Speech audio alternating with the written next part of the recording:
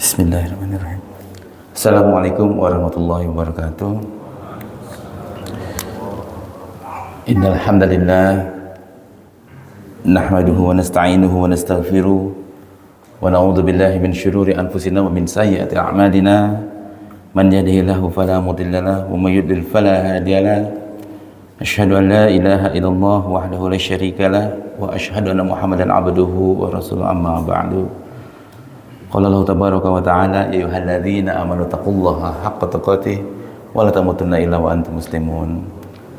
Para jamaah Masjid Al-Furqan yang semoga Allah muliakan, alhamdulillahirabbil alamin. Pada hari ini kita masih diberikan nikmat yang bernama waktu oleh Allah Subhanahu wa taala. Terlebih lagi waktu-waktu ini adalah waktu-waktu di mana salah satu waktu yang dimuliakan oleh Allah Subhanahu wa taala. Waktu di mana Al-Quran diturunkan, waktu di mana ampunan serta keberkahan Allah turunkan kepada kita semuanya. Dan semoga atas apa-apa yang kita usahakan akan mendatangkan keridhaan Allah Subhanahu wa taala, sehingga Allah mengabulkan kita di jannahnya kelak, amin ya rabbal alamin. Juga salawat serta salam kita mohonkan kepada Allah agar senantiasa dilimpahkan kepada junjungan kita Nabi Muhammad SAW, juga kepada para keluarganya, para sahabatnya, dan juga kepada orang-orang yang mengikuti sunnahnya hingga hari akhir nanti. Jamaah yang dimuliakan Allah Subhanahu wa taala, kita sedang mengamalkan salah satu ibadah yang begitu luar biasa di bulan Ramadan ini, yaitu ibadah saum. Cuma banyak beberapa manusia atau orang tuh karena tidak mempelajari esensi dari saum itu sendiri, sehingga mereka justru banyak membuat kerusakan dalam puasa-puasanya. Banyak dari kita yang gagal puasanya, sejamaah. Kalau kita lihat bahwa puasa itu esensinya menahan hawa nafsu. Gimana bisa kita siang-siang menahan hawa nafsu? Mau tahu nggak gagal di mana, Pak? Kita diperintahkan siang-siang menahan hawa nafsu. Kalau mau tahu tabiat kita seperti apa, lihat di jam 5 sore kita kayak gimana, Pak. Gimana kita bisa menahan hawa nafsu di siang hari, kemudian ketika buka kita kembali menjadi budak hawa nafsu. Makannya udah kayak apa kita? Jam 5 sore kita udah beli semua, dibeli bakwan, dibeli semua, dibeli mie gleser, dibeli es buah, dibeli kolak, dibeli, dimakan semua sama kita. Gimana bisa kita? Hawa nafsu mana yang kita tahan ketika kita maghrib tuh kembali menjadi budak hawa nafsu gitu. Sholat maghrib jam 7 kurang 5 kita, Pak. Allahu Akbar. Apakah itu yang dibilang nahan hawa nafsu itu loh? Sementara Nabi kita SAW mengajarkan seperti apa? Buka puasa beliau minum air putih, kurma, 3 butir kurma, langsung beliau sholat maghrib. Bayangkan, buka puasanya aja hawa nafsunya dikontrol, Pak, sama beliau. Tapi kita yang mengaku umatnya, nggak ada sama sekali. Nggak ada sama sekali. Kembali menjadi budak hawa nafsu gitu. Dan kita lihat bahwa bulan Ramadan ini bulan dimana ada salah satu makan yang kita hilangkan, Pak. Di hari-hari biasa itu makan berapa kali, Pak? 3 kali kita. Bulan Ramadan ini jadi 2 kali makan siang, nggak ada, Pak. Secara akal sehat, nalar akal sehat kita, seharusnya kalau biasanya 3 jadi 2, harusnya pengeluaran lebih irit, Pak. Ini kenapa 2 kali lipat pengeluarannya? Artinya kita memang diperbudak sama hawa nafsu. Ini yang perlu kita pelajari banyak dari bulan Ramadan. Karena banyak yang gagal, wallah. Banyak yang gagal menjadi bulan Ramadan. Dan insya Allah kita akan mempelajari ini banyak sekali pembatal-pembatal amal. Pembatal-pembatal amal yang kita perlu ketahui bahwa setiap amal itu punya pembatal-pembatal amal. Kayak wudhu, pembatalnya ada nggak, Pak? Ada. Sholat ada. Puasa ada. Kita akan lihat, dan ini berkaitan dengan sabar, Pak. Perintah sabar itu Allah udah kemukakan dalam surah Al-Imran 200. Ya ayyuhalladzina amanu sabiru wasabiru warabitu wattaqullaha la'allakum tuflihun. Wahai orang-orang beriman, bersabarlah kalian dan jadilah kalian orang-orang yang sabar. Tetaplah bersiaga di perbatasan negerimu dan bertakwalah kepada Allah supaya kamu beruntung. Kita disuruh bersabar dan menjadi orang-orang yang sabar. Ini 2 kali Allah sebutkan statement Pak dalam satu ayat. Isbiru wasabiru, fi'il amr dan fa'ilnya ada di situ. Pertanyaannya, sabar itu apa, Pak? Kita kan sering bilang, weh, yang sabar ya Pak ya, yang sabar ya, Kak, sok, cing, sabar teh apa, Pak? Kita banyak yang nggak ngerti, bahkan sampai detik ini kita nggak ngerti sabar itu apa. Ada yang bilang, sabar itu berat Ustadz. Nggak bisa. Kita sebelum memahami sebuah perintah, kita pahamin dulu arti secara bahasa dulu apa itu sabar. Sabar secara bahasa itu artinya al-habs. Al-habs artinya menahan. Ini Ibnu Faris dalam kitabnya Maqayisil Lughah menjelaskan bahwa sabar itu al-habs, artinya menahan. Pertanyaannya, apa yang harus kita tahan? Yang pertama, tahan hati.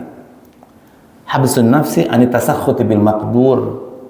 Tahan ini hati untuk marah, untuk komplain, untuk nggak suka atas takdir-takdir yang Allah berikan kepada dia. Mau takdir baik, takdir buruk, itu Pak, kalau dikasih musibah, ya Allah, kita bawaannya pengen marah sama Allah, Pak. Kesel gitu sama keadaan. Sementara kita harus beriman atas takdir dari Allah Subhanahu wa taala. Qadar dan qadarnya Allah. Beriman bahwa itu semua dari Allah. Kenapa harus marah? Kebanyakan kita nggak suka dan kita sudah melanggar sumpah kita, Pak. Kita sering janji hampir tiap hari harusnya kita janji ini, Pak. Janjinya apa? Raditu billahi robba. Ridho mana yang kita hadapkan kepada Allah ketika kita nggak suka sama takdir-takdir Allah? Ridho apa yang kita hadapkan kepada Allah? Raditu billahi robba. Kami ridho bahwa Allah itu Rob kita. Tapi kita nggak suka sama takdir-takdir Allah. Kita banyak melanggar sumpah kita, Pak. Berikutnya apa yang harus kita tahan? Tahan lisan kita. Habsul lisan anis syakwa. Tahan ini lisan dari memaki-maki, komplain, nggak suka, menyalah-nyalahkan pihak lain atas takdir yang Allah berikan kepada kita. Kita bawaannya apa? Kalau lagi musibah, lagi kedatangan hal yang kita nggak suka, bawaannya pengen nyalah-nyalahin orang. Ditipu kita sama orang, bawaannya pengen nyalah-nyalahin orang. Ada musibah apapun di rumah tangga, bawaannya nyalah-nyalahin istri. Kata Allah apa dalam surah Asy-Syura 30? Wa ma asabakum min musibah fabima kasabat aydikum wa ya'fu an katsir. Segala musibah yang nyampe kepada kita itu andil tangan kita, kata Allah. Segitu aku udah maafin banyak, kata Allah tuh. Semua musibah yang nyampe kepada kita, apapun itu, bukan salah orang. Mungkin asbabnya orang, ya, tapi semua itu karena dosa-dosa kita. Dan segitu Allah udah maafin banyak sekali. Tahan ini lisan dari maki-maki, menyalah-nyalahkan pihak lain. Nabi-nabi kita udah mengajarkan, Pak. Nabi Adam dulu melakukan kesalahan, siapa yang goda-goda, Pak? Iblis. Kalimat pertaubatannya apa?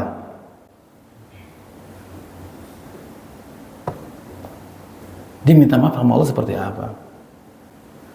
Rabbana dzalamna anfusana wa innam taghfir lana wa tarhamna lanakunanna minal khasirin. Wahai Tuhan kami yang zalim, aku yang salah. Aku yang salah ini.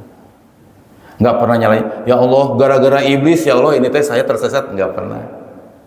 Nggak pernah nyalahin yang pihak lain. Aku yang salah ini. Aku yang salah.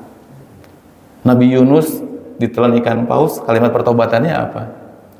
La ilaha illa anta subhanaka inni kuntu minadz zalimin. Ya Allah, tiada Tuhan selain Engkau. Engkau maha suci, Engkau bersih dari segala fitnah. Engkau nggak mungkin salah. Ini semua karena aku yang zalim terhadap diriku sendiri. Nabi kita sallallahu alaihi wasallam gimana? Abu ulaka bi ni'matika alayya wa abu'u bi dzambi faghfirli fa innahu la yaghfiru dzunuba illa anta. Jadi kalau orang beriman ada musibah tuh nggak pernah nyalahin pihak lain, Pak. Nggak ada lisan-lisan itu ngucap ngejelek-jelekin orang lain, menyalahkan pihak lain. Selalu yang disalahkan diri sendiri. Tahan itu lisan dari maki-maki keadaan. Berikutnya, apa yang harus kita tahan? Tahan badan. Habsul jawarih anil maksiatillah. Tahan ini badan dari maksiat kepada Allah. Orang kalau dikasih musibah bawaannya demo sama Allah, Pak. Nggak mau sholat, nggak mau ini, nggak mau itu, diajakin, Pak sholat berjamaah yuk Pak, ntar deh saya beresin masalah dulu. Siapa yang bisa beresin masalah? Ntar saya 5 menit duluan deh, saya lagi pusing, lagi ada masalahnya, sok aja duluan. Pak ikut talim bareng ya Pak, nanti aja deh saya lagi ada masalah. Bawaannya ngebawa ini badan jadi maksiat kepada Allah Subhanahu wa Ta'ala. Katanya nyari angin segar dulu, kemana? Wah, ke puncak, kemana?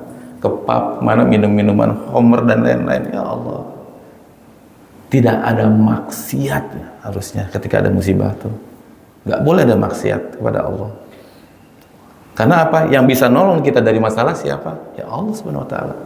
Wa may yattaqillaha yaj'al lahu makhraja. Yang bertakwa kepada Allah itulah yang memberikan jalan keluar. Jadi kita kalau mau jalan keluar dari Allah itu bukan dengan maksiat, tapi tetap takwa kepada Allah Subhanahu wa Ta'ala. Ini yang harus kita perhatikan. Kenapa kita harus menahan lisan? Emangnya apa sih dampaknya buat kita? Ini lagi puasa Pak, banyak yang di sini gagal. Ya Allah, ini yang harus kita pahami dan kita banyak lupakan selama ini. Selama ini kita hanya mempelajari bagaimana cara mengerjakan amalan, dan kita nggak tahu bahwa setiap amalan itu punya pembatal-pembatal, Pak. Dan salah satu pembatal amal adalah yang disebabkan oleh lisan kita. Ada penghancur amal, Pak, yang dinamakan dengan alman. Alman itu apa? Mengungkit-ungkit amalan. Wah, ini banyak yang gagal. Dari mana kita tahu? Al-Quran, Pak. Di Al-Quran Allah udah ngomong, kita kadang hanya baca aja Al-Quran, nggak pernah mempelajari Al-Quran. Bahwa Al-Quran udah jelas-jelas bilang bahwa ada yang namanya alman, sang pembatal amal. Ini Allah udah terangkan, musibah ini selain bikin hati kita marah, bawaannya lisan ini pengennya maki-maki keadaan. Pengennya maki-maki keadaan, ungkapkan isi hati katanya. Dan salah satunya adalah mengungkit-ungkit kebaikan kita. Dan ini Allah udah terangkan dalam surah Al-Baqarah ayat 264. Teman-teman yang Allah muliakan, Allah berfirman, ya ayyuhalladzina amanu, wahai orang-orang yang beriman, kata Allah, la tubtilu shadaqatikum bil manni wal adza. Janganlah kamu mengungkit-ungkitkan pahala sedekah kamu. Jangan pernah kamu membatalkan pahala sedekah kamu dengan menyebut-nyebutnya dan menyakiti perasaan penerimanya. Jadi kita sebut-sebut itu amalan kita, Pak, dan kita sakiti perasaan penerimanya. Kita kasih sih. Ada saudara kita, Pak, pengangguran, bikin susah mulu kerjaannya. Kerja enggak, apa enggak, ada utang kita yang bayarin. Terus dia lagi pengen Ada sesuatu lah kebutuhan, minta uang sama kita. Kita bilangnya apa? Nih, makanya jangan jadi pengangguran, gak ada, jangan nyusahin orang aja hidup tuh. Tuh. Nyakitin perasaan penerimanya, hati-hati Pak, habis itu amal. Allah yang bilang, jangan nyakitin perasaan penerimanya. Hidup cuman bikin susah orang aja selama ini. Makanya kerja gerak jadi orang teh, wah udah. Itu pahala habis Pak.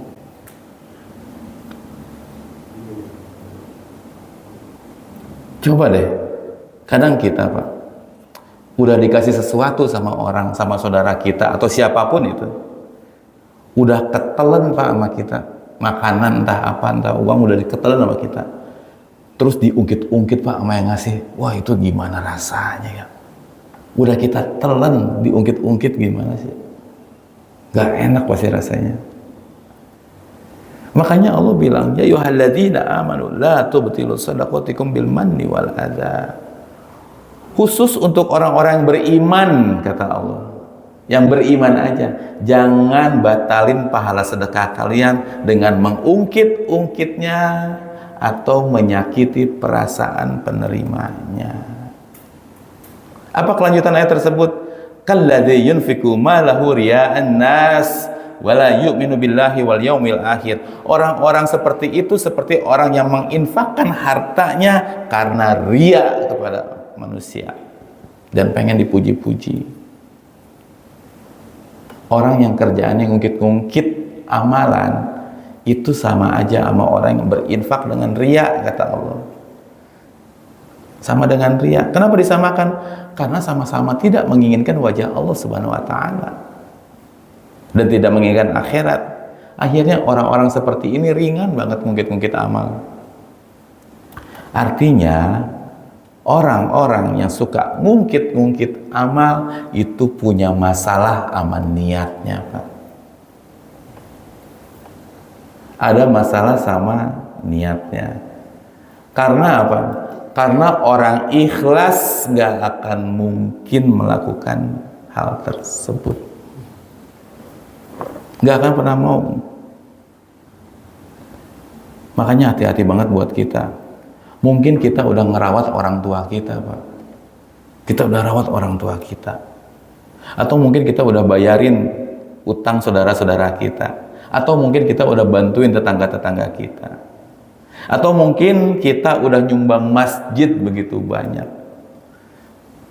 Mungkin kita udah banyak beramal, udah nyekolahin keponakan, udah nyumbang atau nyantunin anak yatim. Jangan pernah ungkit-ungkit dan jangan pernah menyakiti perasaan penerimanya.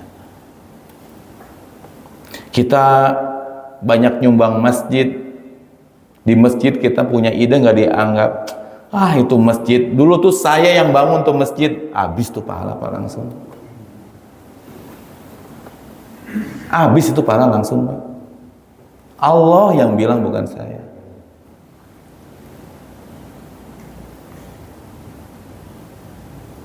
Orang tua saya tuh saya yang jaga Ustaz. Masa saya nggak dapat waris? Wah ya Allah. Anak perempuan biasanya Pak, jatah waris perempuan tuh satu, laki-laki dua bagian. Dia ngerasa banyak jaga orang tuanya. Kan bapak tuh dulu saya yang jaga, yang lain mah nggak ada yang jaga. Jadi dia ngerasa berhak. Udah ngungkit-ngungkitnya aja udah batal itu pahala semuanya Pak. Rugi.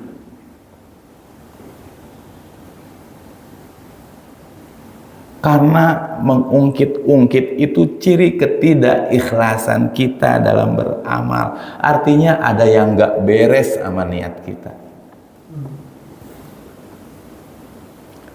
Saya kan udah bantu kamu selama ini loh. Waduh, gitu. Luar biasa Pak. Apalagi kita jadi orang tua Pak. Jangan ungkit-ungkit kebaikan kita sama anak kita. Hati-hati Pak. Hati-hati. Kamu emang selama ini sakit siapa yang jaga? Wah.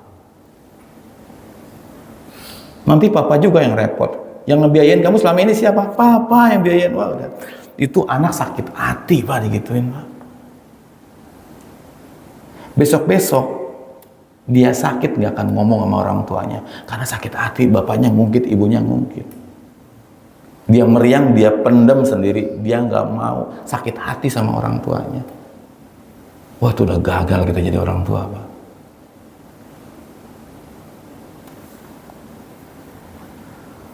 Hati-hati, kalau tujuan kita baper, wah, Allahu Akbar, selesai pahala kita, Pak.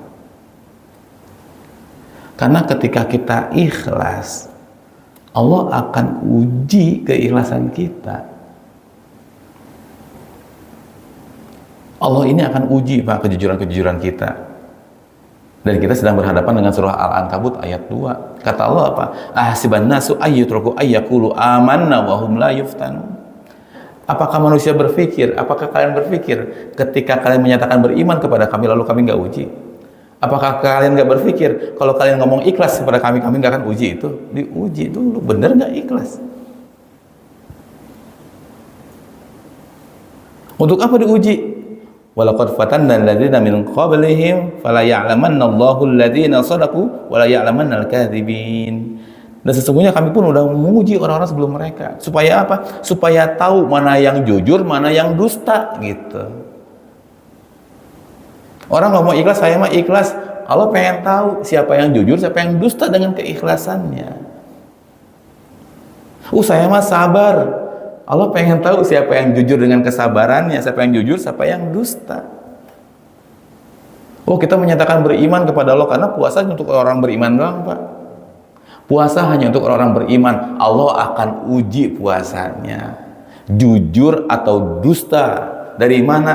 Dari lisannya, ini kelihatan, Pak. Orang yang ngaku-ngaku puasa tapi lisannya masih ngejelek-jelekin orang, tetangga dijelek-jelekin, teman kantor dijelek-jelekin, puasanya dusta, imannya dusta. Dia bantu saudara-saudaranya, dia santunin anak-anak yatim, masih ungkit-ungkit, dusta. Dusta semuanya. Bener nggak sih kita kalau jadi suami itu ikhlas? Bener nggak sih kita ketika jadi orang tua itu ikhlas? Bener nggak sih kita ketika jadi anak itu ikhlas? Akan diuji kita, Pak. Akan diuji. Allah yang bilang. Emang kalau kita ngomong ikhlas kita nggak akan diuji gitu? Diuji, Pak. Diuji. Apa varian ujiannya, Pak? Apa varian ujiannya? Varian ujiannya ini, Pak. Ketika air susu dibalas air tuba. Kebaikan kita berbuah kezaliman. Anak kita, tetangga kita, teman kantor kita, teman main kita, teman ngaji kita, keluarga kita. Kebaikan kita selama ini berbuah keburukan. Kejujuran kita berbuah kebohongan. Kesetiaan kita berbuah pengkhianatan. Mau ngungkit nggak kita? Seorang ibu rumah tangga yang setia banget. Setia itu kalau memang dihadapkan kepada Allah itu ibadah. Akhirnya apa yang terjadi? Mas, selama ini aku tuh setia sama kamu, tapi kamu khianat sama aku. Habis itu pahala, Pak, langsung. Habis itu pahala langsung. Mah, selama ini papa tuh kerja buat kamu, jaga rumah tangga, kamu tuh malah jadi khianat sama papa. Kenapa? Mempertanyakan. Habis itu langsung, Pak. Kesetiaannya ditunjukkan kepada manusia. Seolah-olah kalau saya setia, kamu tuh harus setia. Enggak gitu aturannya. Enggak gitu aturannya. Kita yang udah nolong, kita kemarin-kemarin lihat teman kita, Pak, nggak punya ongkos, nggak punya beras buat di rumahnya. Kita bantu dia. Nih buat beras di rumah, buat ongkos. Hari ini kita nggak punya uang, kita minta tolong sama teman kita yang kemarin ditolong. Kita tahu dia punya uang, Pak. Kita tahu dia punya uang. Bro, pinjam dulu sebentar dong. Gua nggak ada duit nih buat ongkos balik, buat beli beras. Aduh sorry, nggak ada. Paling kita tahu ada.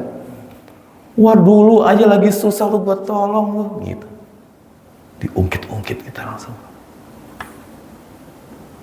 Dulu Anda ketika susah saya yang tolong, sekarang saya susah Anda gak mau tolong saya. Habis itu pahala langsung, Pak. Kebanyakan dari kita tuh pengen banget amal kita ditunjukkan kepada manusia. Apalagi di bulan puasa kayak gini, Pak. Ya Allah. Itu ujian tuh, air susu dibalas air tuba itu banyak. Dan Allah akan nguji keimanan kita, gitu. Itulah ujian kejujuran kita, Pak. Ketika kebaikan kita dibalas kezaliman, mau jadi apa kita, Pak? Kita tuh pengen apa yang kita kerjakan selalu orang lain tuh ngeliat. Bagi ibu-ibu rumah tangga, ini banyak, Pak. Pak, masak ibadah bukan, Pak? Masak buat keluarga ibadah bukan? Harusnya ibadah kapan? Jika kita hadapkan murni hanya kepada Allah, ikhlas dalam masaknya. Ibu-ibu masak gini, dia tahu suaminya pulang jam 5, Pak. Suaminya pulang jam 5 sore. Oh, tidur aja. Ibunya tahu bahwa suaminya pulang jam 5 sore. Dari pagi udah ke pasar dia, Pak. Pagi udah ke pasar, siang-siang udah ngebutik-butikin kangkung, udah motong-motongin cabai bawang, sore udah mulai numis, Pak. Kangkung dimasak, ayam goreng udah mulai dimasak, karena tahu jam 5 suaminya pulang. Tahu-tahu jam 5 tiba, suaminya belum pulang. Maghrib belum pulang juga. Isya belum pulang juga. Pulang-pulang jam 10 malam. Istrinya nanya, "Papa udah makan belum?" "Udah, tadi di kantor." Mau marah nggak tuh Pak istri? Mau ngamuk nggak tuh? Kalau dia nggak paham ilmu ini, mama tuh udah masak buat papa, udah belanja dari pagi, capek-capek udah masak nggak dimakan, udah besok-besok mama nggak mau masak lagi. Demo dia. Padahal masaknya aja udah ibadah. Kalau dia dapat pahala dari masaknya, kenapa harus ungkit-ungkit kebaikannya dia? Mengungkit-ungkit kebaikan hanya akan menggugurkan pahala sedekah kita, Pak. Hati-hati ini. Karena Allah udah bilang dalam surah Al-Furqan ayat 20, "Wa ja'alna ba'dakum li ba'din fitnah." Dan kami jadikan interaksi di antara kalian, manusia dengan manusia, adalah fitnah, adalah ujian buat kalian. Anda interaksi dengan teman Anda, itu adalah fitnah, adalah ujian. Anda interaksi dengan istri Anda, itu adalah fitnah, itu adalah ujian. Anda interaksi dengan anak Anda, itu adalah fitnah, adalah ujian buat Anda. Ujiannya ujian apa? Atas birun. Apakah kalian mau bersabar atas itu, gitu loh. Mau sabar nggak sama itu? Mau nahan hati nggak? Mau nahan lisan nggak? Mau nahan ini badan nggak? Gitu. Wa kana rabbuka basira, dan Rabb itu maha melihat. Rabb itu maha melihat. Jadi dari sini kita bisa pahami bahwa interaksi itu adalah ujian, dan segala dinamika yang terjadi antara kita dengan teman kantor kita, dengan tetangga kita, dengan pasangan kita, dengan anak kita, itu adalah ujian. Ujian apa? Ujian kesabaran. Ujian menahan. Ujian menahan. Dan salah satu dinamika ujian adalah dalam kita berinteraksi, ya Pak ya. Salah satu dinamika ujian dalam berinteraksi adalah ketika kebaikan kita bertepuk sebelah tangan. Bertepuk sebelah tangan. Ketika kebaikan kita dibalas dengan keburukan, kesetiaan kita dibalas dengan pengkhianatan, kejujuran kita berbalas dengan kebohongan. Ketika itu terjadi, maka ingatlah surah Al-Ankabut ayat 2 tadi. Allah sedang menguji kita, dan ingat ayat ini.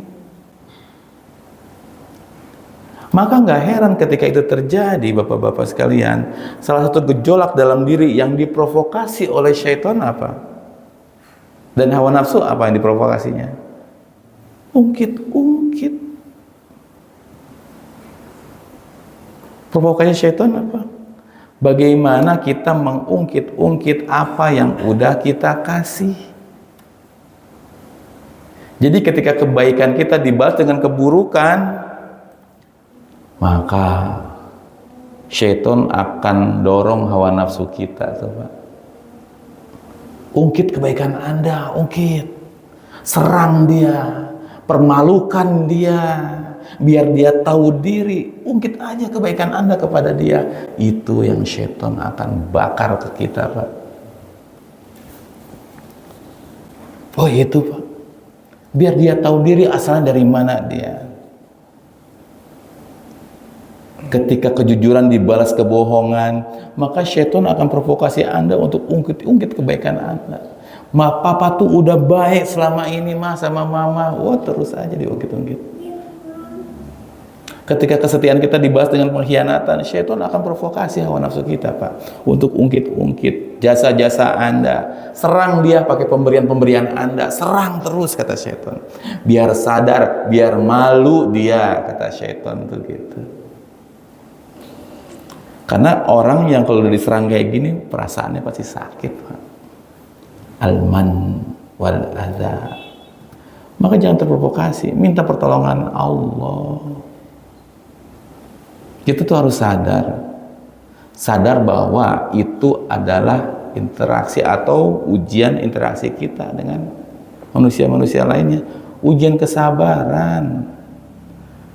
Karena orang-orang yang ikhlas, orang-orang yang jujur tidak akan menggunakan pintu mengungkit-ungkit dan menyakiti perasaan penerima. Itu aja. Nggak akan gunakan jalur ini, Pak. Tapi orang yang tidak ikhlas, yang tidak jujur, dia akan pakai jalur itu. Bahkan dari awal. Nggak usah nunggu air susu dibalas air tuba, nggak usah. Dari awal dia akan ungkit-ungkit.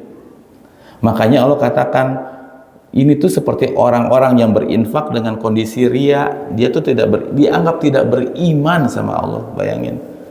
Orang yang suka ngungkit kebaikan, dianggap tidak beriman sama Allah Subhanahu wa taala. Makanya ada yang bilang, aku udah kok tunaikan kewajiban aku. Aku udah didik anak-anak aku. Aku udah biayain. Alhamdulillah. Tapi berikutnya, untuk siapa Anda lakukan itu?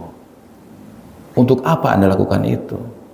Apakah untuk dipuji-puji oleh manusia agar manusia memberikan penghargaan kepada Anda?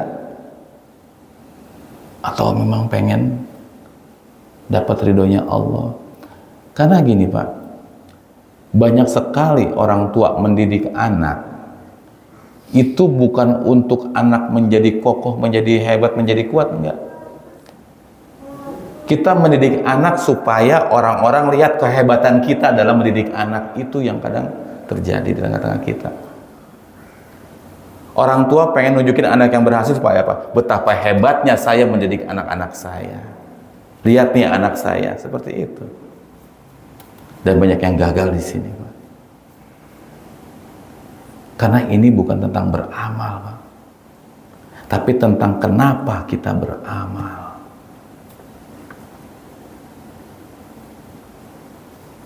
Resikonya apa yang terjadi? Amal yang telah dibangun itu hancur gitu aja, Pak. Hancur semuanya.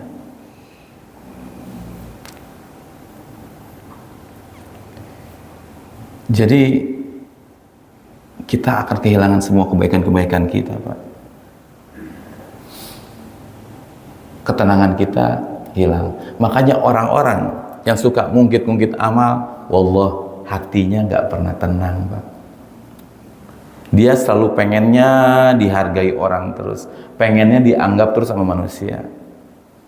Ada orang gara-gara idenya nggak didengar di masjid, udah nggak mau ke masjid lagi, pindah masjid lain. Masjid itu kalau nggak ada saya tuh nggak akan berdiri.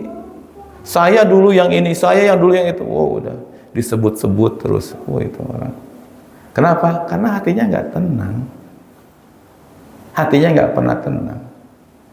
Karena untuk hatinya tenang apa? Ala bidzikrillahi tatmainnul qulub. Hanya dengan mengingat Allah hati jadi tenang. Bukan dengan ungkit-ungkit amal hati Anda jadi tenang, nggak akan mungkin. Ingat Allah hati jadi tenang.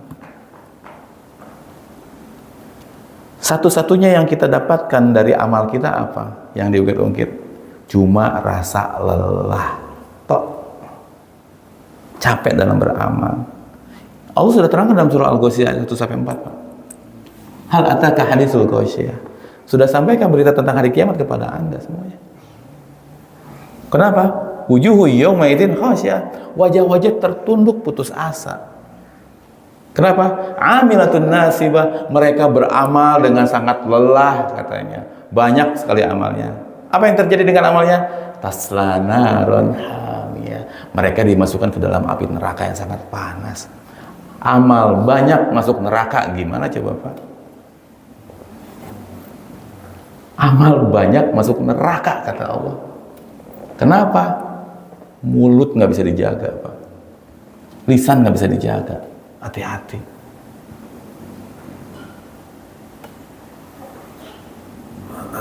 Dan Nabi udah ngomong Pak. Man kana yu'minu billahi wal yaumil akhir falyaqul khairan aw liyasmut. Bagi siapapun yang beriman kepada Allah dan hari akhir, hendaknya dia berkata baik atau diem gitu. Bisa nggak ngomong baik? Nggak bisa, diem. Jangan ngungkit-ngungkit gitu. Bisa nggak ngomong yang enak didengar, yang nggak nyakitin perasaan, yang nggak ngungkit-ngungkit amal? Bawaannya pengen marah, diem. Diem kata Nabi. Kalau bisa ngomong baik, ngomong deh. Habis saya marah, Ustaz, saya nggak terima perlakuan dia. Saya udah baik, dia malah seperti itu. Diungkit lagi, batal lagi tuh amal. Berikutnya yang nyuruh marah siapa? Yang nyuruh marah siapa? Nabi kita sallallahu alaihi wasallam udah nyuruh kita, merintahin dengan kalimat apa? La tagdob, la tagdob, la tagdob 3 kali. Jangan marah. Terus kita marah, yang kita ikutin siapa sih sebenarnya? Pertanyaan ini yang paling luar biasa mau kita tanyakan jemaah. Kita ini hamba siapa sih? Hamba Allah atau hamba hawa nafsu itu? Hamba Allah atau hamba hawa nafsu? Kita yang mengaku hamba Allah, kenapa yang kita ikutin itu selalu hawa nafsu gitu? Dalam surah Fussilat ayat 34 Allah udah jelas-jelas berfirman, la tastawil hasanah wala sayyi'ah. Nggak sama kebaikan dengan keburukan, itu nggak sama kata Allah. Lalu ketika keburukan nyampe kepada kita, apa resep dari Allah? Idfa billati hiya ahsan. Balaslah keburukan itu dengan kebaikan kata Allah. Balas keburukan dengan kebaikan. Yang nyuruh balik marah siapa? Yang nyuruh dendam siapa? Hawa nafsu kita bilangnya apa? Balas balik bro gitu, biar dia tahu diri gitu. Kata hawa nafsu, kata Allah balas dengan kebaikan. Hamba siapa sih kita itu? Hamba Allah atau hamba hawa nafsu? Kita mau hijrah dari riba, kita hijrah. Pokoknya kita nggak mau sentuh-sentuh riba lagi. Hijrah. Kata Allah kan akan diuji, bener nggak hijrahnya? Jujur nggak? Ahasiban nasu ayyutraku ayyaqulu amanna wa hum la yuftanun. Akan diuji tuh hijrah kita tuh dari riba. Apa yang terjadi? Pokoknya nggak mau riba. Token udah nyala, Pak. Tit. Tetangga udah pada tahu tuh. Anak bayaran, Papa. Si adek harus bayaran, kok nggak bayaran nggak bisa ikut ujian. 2, 3, ya Pak ini dapur udah habis, sudah nggak ada apa-apa, beras sudah habis. Udah mulai pusing tuh. Buka YouTube, ada kami, bunga rendah dan lain-lain. Mau apa tuh Pak? Mau ngeklik nggak tuh pinjol? Ya gimana lagi Ustaz? Daripada istri nggak makan, daripada dapur nggak ngebul, selesai itu semuanya. Diuji kita Pak. Kita akan diuji, bener ya. Jadi gini, anggap kita keluar dari BS ini Pak nih, Bantar Kemang ya. Kita map dari Bantar Kemang harusnya ya balik arah ke arah Baranang Siang tuh Pak. Harusnya ke Baranang Siang. Kita nggak lihat map, keluar Bantar Kemang ini malah ke kiri, ketemu Ekalos, ketemu TTM Tajur, ketemu Wangun. Di Ciawi sadar salah jalan Pak. Nggak lihat map. Harusnya tadi langsung ke Baranang Siang tuh, ke Kujang dan lain-lain. Balik arah kita Pak, salah jalan, hijrah tuh. Ketemunya apa? Wangun lagi, TTM lagi, Ekalos lagi, betul nggak Pak? Baru titik nol, baru deh kita jalan benar kita. Kita dulu hanyutnya sama perempuan, hanyutnya sama judi, hanyutnya sama narkoba. Pas balik arah ketemunya itu lagi Pak. Kita hanyut sama narkoba, harta habis sama narkoba, kapok saya udah nggak mau lagi. Ketemu lagi teman lama, bro, gratis bro. Gimana tuh? Kita sama perempuan, udah tobat lagi sama perempuan nggak mau. Mantan kita datang yang dulu kita pengen banget, ngajak curhat. Mau apa kita Pak? Mau apa kita? Ujiannya itu lagi, kita balik arah tuh ketemu itu lagi Pak. Allah pengen tahu jujur gak sama hijrahnya? Jujur gak sama hijrahnya? Kita gara-gara dulu sering party, sering homer dan lain-lain, diajakin lagi, udah saya tenang, gue bayarin, udah. Wah, asik gitu Pak. Akan diuji kata Allah. Jujur gak kita sama hijrahnya? Itulah ujian-ujian kita, hati-hati ini Pak. Dan terlebih lagi di bulan Ramadan ini, lisan tahan itu semuanya. Bawaannya pengen ungkit-ungkit amal kita Pak. Ada kita yang bikin susah, datang. Kalau bantu ya bantu, kalau nggak mau bantu ya udah jangan sambil ngomel-ngomel bantunya gitu. Ini kita tangga, di masjid aja jadi konflik Pak, Allahu Akbar. Ini banyak terjadi sekali di tengah-tengah kita. Masjid aja banyak konflik. Kalau masjid nggak jadi tempat yang tenang tuh di mana gitu. Jadi kalau kita bilang, Ustadz sabar itu berat buat saya Ustadz, saya belum bisa sabar. Silakan. Tapi harus kita pikirin, kalau sabar itu berat buat kita, ikhlas itu berat buat kita, tawakal itu berat buat kita, istiqomah itu berat buat kita, maafin orang itu berat buat kita, jangan-jangan surga bukan milik kita, udah itu aja. Karena nggak mungkin orang bisa masuk surga tanpa sabar, itu nggak mungkin. Karena sambutan para malaikat apa? Kepada ahli-ahli surga, salamun alaikum bima sobartum. Itu sambutan para malaikat kepada ahli-ahli surga. Memang harus sabar. Kalau kita bilang kita nggak bisa sabar, jangan-jangan surga bukan milik Anda. Udah gitu aja, selesai. Karena sabar ini perintah dari Allah Subhanahu Wa Taala. Banyak-banyak sabar di bulan Ramadan. Tahan hati, tahan lisan, tahan ini badan untuk bermaksiat kepada Allah. Karena artinya nggak boleh ada maksiat ketika ujian datang kepada kita. Itu kira-kira bisa disampaikan. Kurang mohon maaf. Apabila ada pertanyaan dipersilakan para jemaah. Silakan Mbak. Waalaikumsalam warahmatullahi wabarakatuh. Bagaimana membedakan suatu musibah itu sebagai ujian dan atau ujian? Kalau ujian nanti artinya Allah menginginkan apa itu kita naik. Iya. Dengan teguran bisa jadi karena kita melakukan kesalahan. Ya, Thayyib, jazakumullah khairan atas pertanyaannya. seluruh apapun yang terjadi di dunia ini adalah ujian. Alladzi khalaqal mauta wal hayata liyabluwakum ayyukum ahsanu amala. Liyabluwakum, untuk menguji kita apapun yang terjadi. Jadi Allah menciptakan mati dan hidup dengan segala dinamika di antara keduanya di Al-Mulk ayat 2 itu ya. Untuk apa? Untuk menguji kita. Musibah adalah salah satu bentuk dari ujian. Musibah itu salah satu bentuk dari ujian.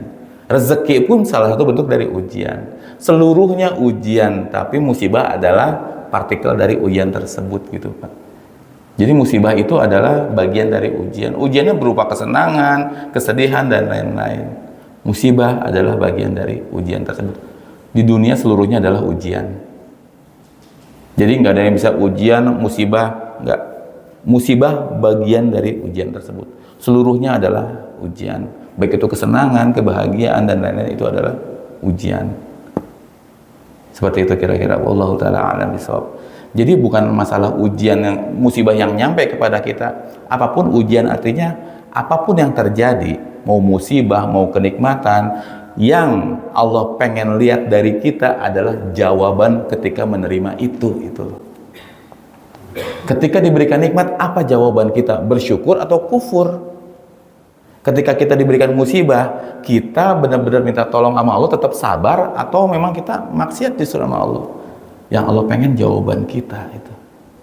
Ketika menerima ujian berupa musibah atau ujian berupa kenikmatan, apa jawaban kita? Itu yang Allah pengen. Tetap taat sama Allah atau justru bermaksiat kepada Allah? Itu kira-kira. Wallahu ta'ala a'lam bishawab. Ada lagi Pak? Cukup? Pak?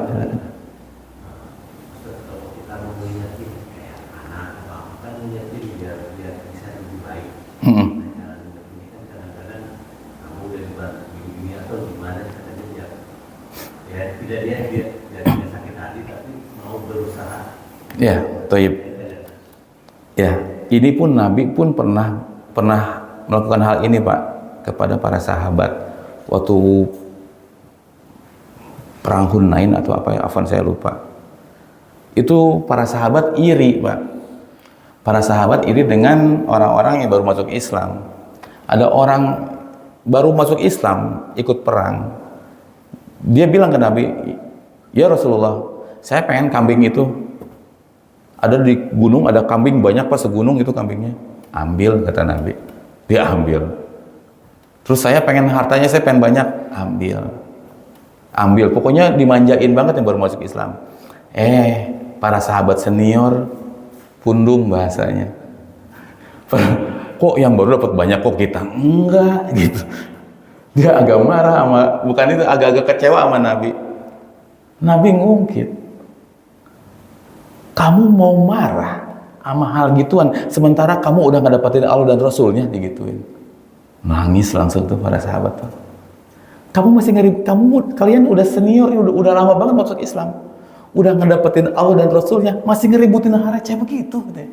Langsung nangis. Kalian nggak tahu nikmat-nikmat yang udah Allah berikan kepada kalian. Allah memberikan kalian nikmat iman, nikmat ini, nikmat itu, bahkan nikmat udah dijamin masuk surga, masih ngeributin dunia, katanya gitu. Artinya apa? Kadang Nabi melakukan itu, tapi bukan ke kita. Ingat loh, Allah udah ngasih nikmat kepada Anda, gitu. Ingat, Allah udah ngasih nikmat kepada kamu lewat papa.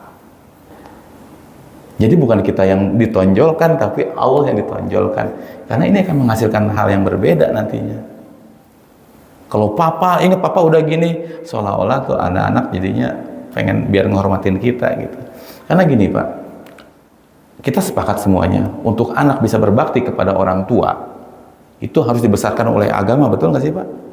Ya, harus dibesarkan sama agama. Tapi kalau itu anak minta handphone kita kasih, minta kuota kita kasih, minta mobil kita kasih, minta apa kita kasih. Saya tanya, yang sedang kita besarkan agamanya atau hawa nafsunya? Hawa nafsunya, ya wajar nggak? Jadi nggak hormat itu wajar. Bukan agama yang sedang Anda besarkan, tapi hawa nafsunya, ya wajar tuh anak melawan udah gede.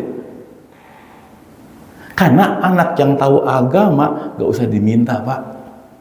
Hormatin papa dong, gak usah. Hargain papa dong, gak usah. Jaga papa lagi tua, gak usah. Wallahi, anak yang tahu agama akan ngerawat orang tuanya tanpa diminta. Itu. Jadi banyak di antara kita yang justru yang salah ngedidik anak. Seolah-olah papa tuh udah beliin kamu udah nurut. Masa kamu gak nurut sama papa? Yang sedang kita gedein hawa nafsunya, ya iyalah anak skip jadinya. Dilupain kita. Itu kira-kira wallahu ta'ala a'lam bishawab. Jadi memang harus agamanya kita besarkan dengan cara apa? Ingetin dia sama Allah. Allah tuh udah begitu baik sama kamu loh. Lewat papa rezeki kamu tuh dikasihin. Kamu harus bersyukur sama Allah. Jadi bukan ke kitanya yang ditonjolkan, tapi Allahnya itu kira-kira. Wallahu ta'ala a'lam bishawab. Ada lagi, Pak? Cukup? Ih, pada bengong kenapa ini? Kena mental apa?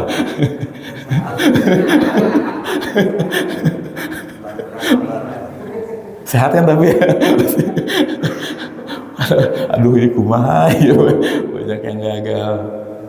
Ustadz, ada yang nanya, Pak, udah setelah kajian ini saya juga ada nanya, Ustadz, oke lah kita sadar ini, kita banyak salah, kita banyak ngungkit. Bisa nggak pahala yang udah gugur balik lagi? Gitu. Dia bertanyakan pahala yang udah gugur bisa balik lagi nggak? Sekarang gini, jamaah, ini terakhir nih. Tujuan kita apa sih? Allah ridho sama kita, kan tujuannya kan itu. Apapun amal kita, Allah ridho sama kita, kan itu. Sekarang kalau amal kita hangus, betul-betul hangus, uang udah jutaan, ratusan juta udah kita keluarkan, hangus. Terus kita sadar, kita tobat, ya Allah saya salah. Kalau dengan tobatnya gitu Allah ridho sama kita, gimana? Cukup nggak? Cukup banget gitu. Kan tujuan kita Allah ridho sama kita. Kalau Allah nggak ridho sama amal baik kita, minimal Allah ridho sama tobat kita, kan gitu. Udah cukup loh. Kenapa mesti ngeributin yang hilang gitu maksudnya? Tobat aja, dengan tobat itu Allah ridho, selesai semua urusan kita, selamat. Satu aja amalan Allah ridho kepada kita, selamat akhirat kita, Pak Allah. Satu aja. Tapi kan kita nggak tahu yang mana gitu. Ya minimal dengan amal kita kagak, ya amal tobat kita dah gitu. Selesai. Ya semoga ya Allah ngasih kita ridhonya, Pak ya, nggak dengan amal kita, dengan pertobatan kita. Kalau kita tahu kita salah, cepat-cepat minta maaf sama Allah. Ya kali aja ridhonya Allah turun di situ gitu. Itu aja bisa disampaikan, kurang lebihnya mohon maaf. Kita tutup dengan doa kafaratul majlis. Subhanakallahumma wa bihamdika asyhadu an la ilaha illa anta astaghfiruka wa atubu ilaik. Wabillahi taufiq wal hidayah. Assalamualaikum warahmatullahi wabarakatuh.